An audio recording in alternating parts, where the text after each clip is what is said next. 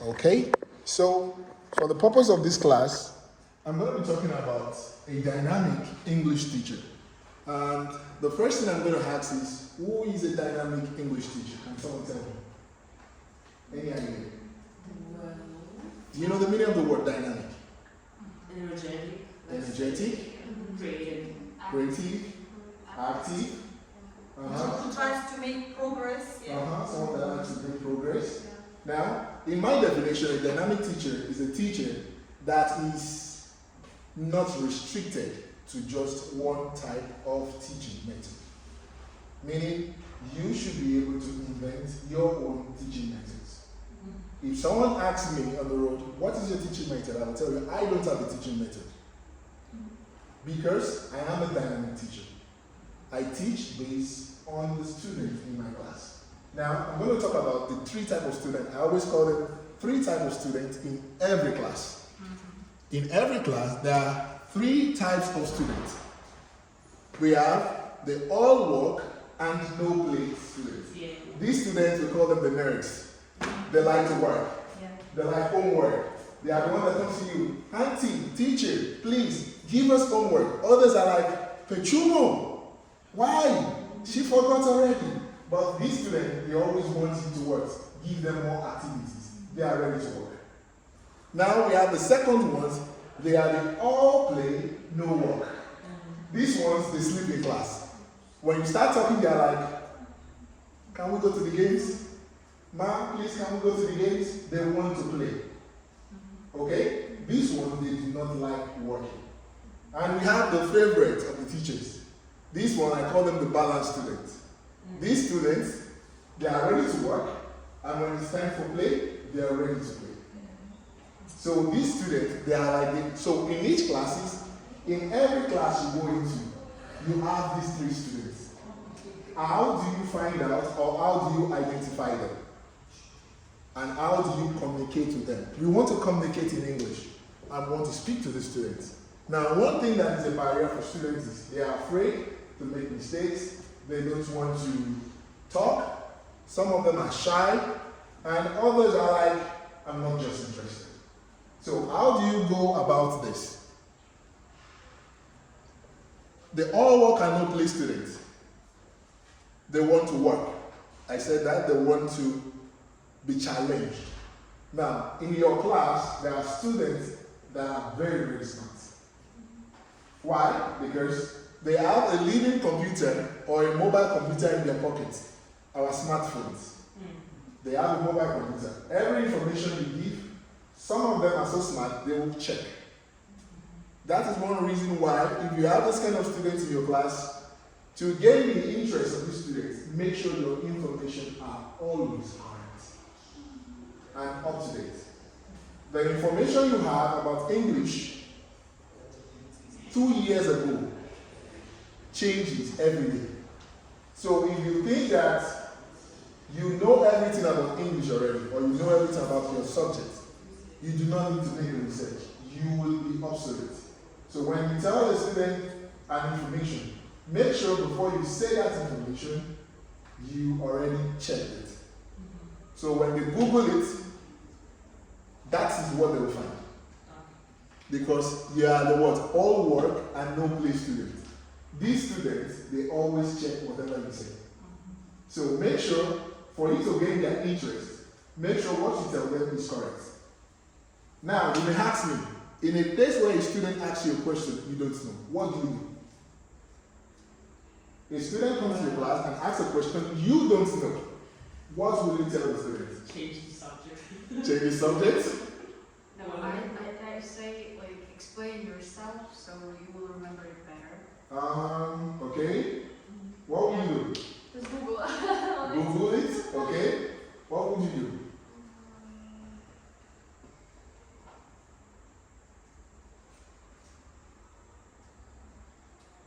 Every answer is correct, actually. You are not wrong. You're saying what's the right answer. For this kind of student, what I will do, I wouldn't tell you to do that. What I will do is, I will tell you, I don't know. But I will check and I will get back to you. Now, what I just need is to tell my students I am human. I am human. I make mistakes. I don't know everything. But one thing I can do is I will check and I will tell you back in the next class. When you do that, you help them to understand that I can make mistake also. I can make mistake also, and I can get better at it. So you need to show them that they are not a supercomputer. You are a teacher. A teacher is a learner. A teacher is also a student. So many times my student comes with a big vocabulary. I don't know this word. I've never heard the word. Because sometimes I challenge my student with vocabulary. I give them a word and I actually go Google it. Check for the answer. So now they Google it and they look for another word and bring to me. And I'm like, I've not heard of this. Can we Google it and check? Then I check, then if I understand, I can explain to them. So always be vulnerable in front of your students. Don't make yourself feel like you are superhuman. Any questions so far? No. Okay. Responsibility of a dynamic teacher. What are the responsibility of a dynamic teacher? The responsibility of a dynamic teacher is to be able to identify the three types of students. Note, no student, no matter how they are, even the autistic students, even the ones that are dumb, you feel like this boy is stupid. Normally, we have those kind of students in the class, you're like, will you ever learn anything?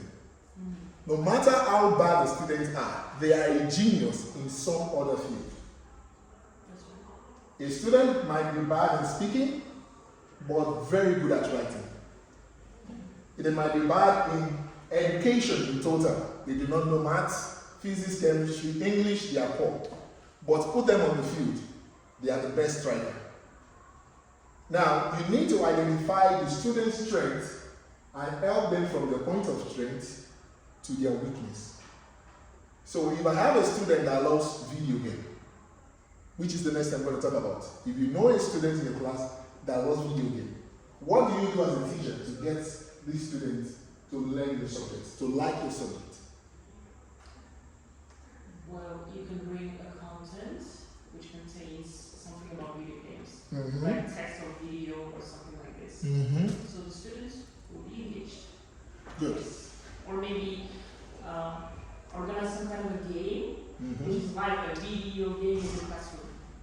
Mm-hmm. That's it. I think I've spoken about this group of students. Now, for those students that love game, for you to get them, you need to understand what they like.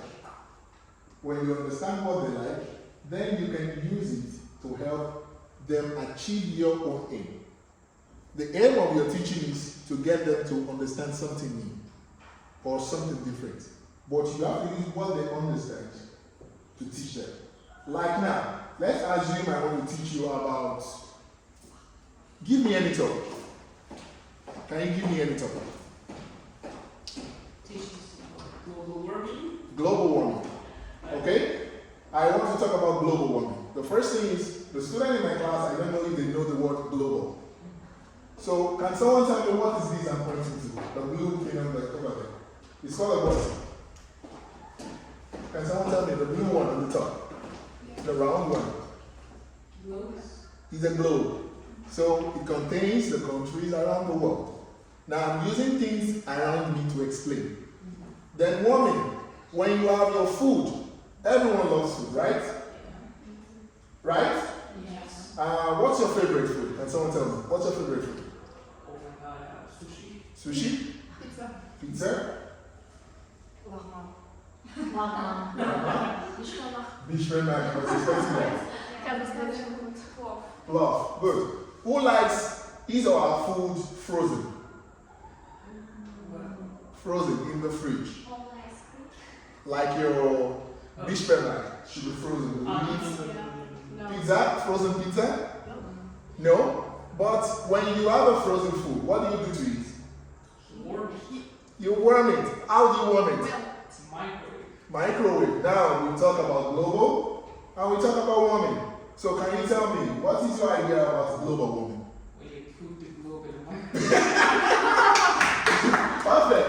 But that is not what we mean. Putting the globe in the microwave is not what we mean. It means we're doing things that makes the earth much more warmer. Do you understand now? So now I've just explained the terminology using things around and what you like. That is the way to communicate with the students. Every time you do this, you will get them to talk. Ask about what interests them. Be interested in what they are interested in. The balanced student, I think I've talked about that.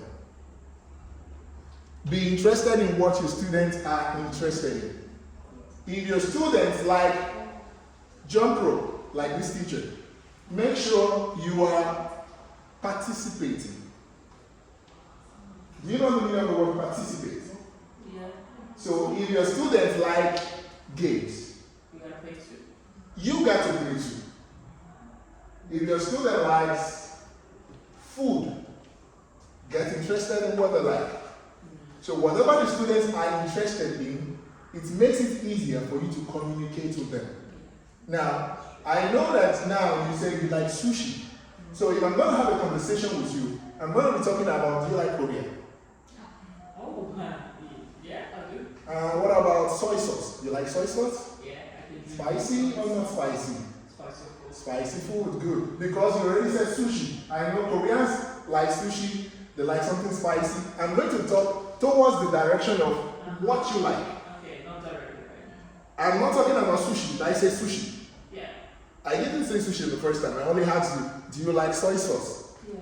Do you like spicy food? Do you like Korean? I did not mention sushi. Do you understand? So in this way, because I already know your interest, it's easier for me to foster a communication. You also give some maybe definitions here, try Yes. to make them speak here, to guess. So with this, when you know what the student likes, you can easily communicate. You can communicate easily. With And we're going to different practice. levels, yes, it is suitable to play this game. Yes, we can play this with every level. Okay. One thing is, I teach students at the kindergarten. I teach students at the advanced level English language. And the funny thing about the two levels of students is that they are the same. The only difference is the amount of vocabulary they know. Yeah, for example, for higher levels, the task can be complicated. You I'm speak going to give you a multiple task, ways. and I'm going to tell you, you play with the kids and you play with the adults, and it's going to work. Okay? So, quickly, let me just finish this. Know your students. I think I spoke about that. Now, before you go to every class, set a goal. What is the goal of my class? Why are you going to the class? You should know why you want to go to the class. The aim, yeah? Why? Yes, your aim on the teaching. Like they always say, we use the SMART approach. Be specific. Make sure it is measurable, achievable, realistic, and timely. Make sure it is SMART approach. Specific, meaning in every class, you know these students are different. So if I bring a set of students from this class and that is opposite of you, it's going to be different from the set of students in the opposite class. So every class that you go into is different. So make sure that your goals are different. Another thing, don't be boring. Don't be boring. Students know that the teacher, if a student knows that every time you come to class, you always say, jump up, stand up, Sit down. sit down. Stand up, sit down. So when you come here, you're going to say, Auntie, stand up, sit down. When you do this often and often, they know that this is your style. Then it becomes boring. Not interesting. So for you to be a dynamic teacher, don't be predictable. So today we come to class, you dance when you were coming in, right? Tomorrow, don't dance. Tomorrow, give everybody high five. Another time, you give them a hug.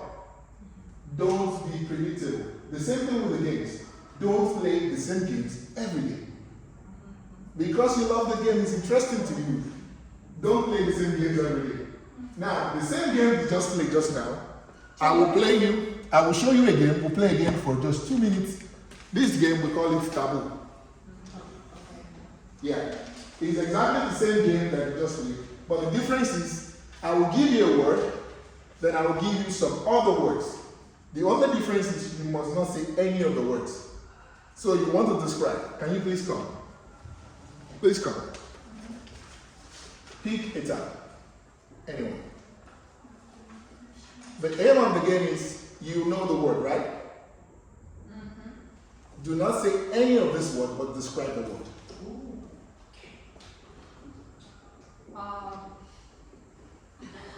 This word from us.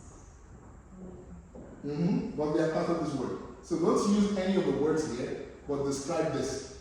This one. You Mhm. shouldn't use these words, yes? The You word- don't use these words, but describe this. Because I decided that these words Is it hard? You can see it becomes a little more difficult than what you did the other time. Yes, you can.